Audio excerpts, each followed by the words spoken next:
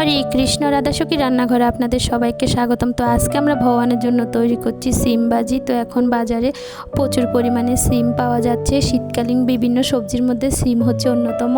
তো এখানে আমি সিম নিয়েছি আর সিমগুলোকে আমি এভাবে ছোট ছোট করে কেটে নিয়েছি। আর নিয়েছি এখানে 3-4টে কাঁচামরিচগুলোকে সুন্দর করে কেটে নিয়েছি। তো এখন আমি রান্না শুরু করব। আর এটি খুবই সুস্বাদু একটি আইটেম।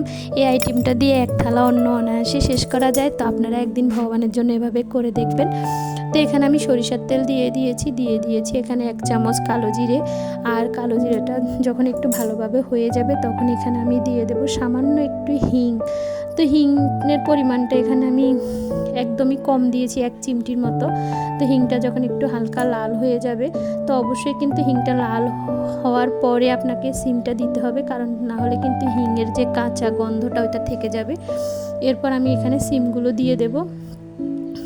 আর সিমগুলোর মধ্যে আমি এখন লবণ আর হলুদ দিয়ে খুব ভালোভাবে ঢেকে ভাজবো, যেহেতু সিমের ভিতরে বীজ থাকে আর বীজগুলো যেন খুব সুন্দরভাবে সিদ্ধ হয় এই জন্য আমি এখানে মিডিয়াম আঁচে রান্না করছি। তো দিয়ে দেব পরিমাণ মতো লবণ আর দিয়ে দেব আমি এখন পরিমাণ মতো হলুদ। তো আমি এমনি তো শাকসবজির আইটেমে হলুদ একটু কমই দিই, এতে সবজির কালারটা খুব ভালো থাকে। তো আমার ভিডিওগুলো যদি আপনাদের ভালো লাগে অবশ্যই আমার চ্যানেলটি সাবস্ক্রাইব করবেন, লাইক দিবেন আর ভিডিওগুলো শেয়ার করে দিবেন। তো এবার আমি এভাবে নেড়ে চেড়ে কিছুক্ষণ পরে আমি ঢেকে রাখবো আর কিছুক্ষণ পর ঢাকনা উঠিয়ে নেড়ে চেড়ে দেবো। তো এভাবে আমি আস্তে আস্তে সিমগুলোকে ভাজি করব। তো এখানে আমি প্রথমে কাঁচামরিচটা দিতে ভুলে গেছি, এই কারণে আমি এখন এখানে কাঁচামরিচগুলো দিয়ে দেব, কারণ কাঁচামরিচগুলো প্রথমেই দেওয়ার কথা ছিল, আসলে আমার মনে ছিল না। তো এবার আমি আবারও খুব ভালোভাবে নেড়ে চেড়ে আবারও ঢেকে রান্না করব আর কিছুক্ষণ পর ঢাকনা উঠিয়ে নেড়ে দেব।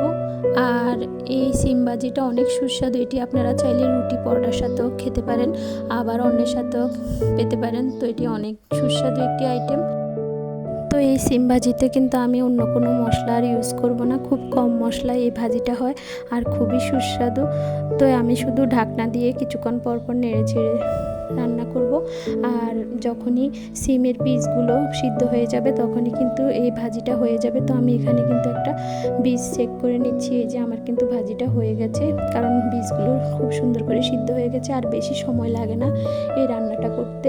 তো আপনারা এই সিম ভাজিটা করে একদিন ভগবানকে দিবেন। আর বিশেষ করে কচি সিমের ভাজিটাই খুব ভালো হয়, কারণ যখন সিমের বীজগুলো অনেক বড় হয়ে যায় তখন কিন্তু এই ভাজিটা বেশি একটা ভালো লাগে না। তো এই যে দেখুন কত সুন্দর হয়েছে সিম ভাজিটা। তো এবার আমি এটি ভগবানকে অফার করব। আর আমি আজকে একটি জুস তৈরি করেছি ভগবানের জন্য, অনেক সুস্বাদু একটি আইটেম আর অনেক এনার্জিফুল। তো এই জুসটার ভিডিও আমি পরের ভিডিওতে আপনাদেরকে দেখাবো। আর এখন আমি এই যে সিম ভাজিটা ভগবানকে অফার করেছি আর সবাই মিলে আস্বাদন করেছি। পরম সুস্বাদু কৃষ্ণ প্রসাদ। হরে কৃষ্ণ। ধন্যবাদ।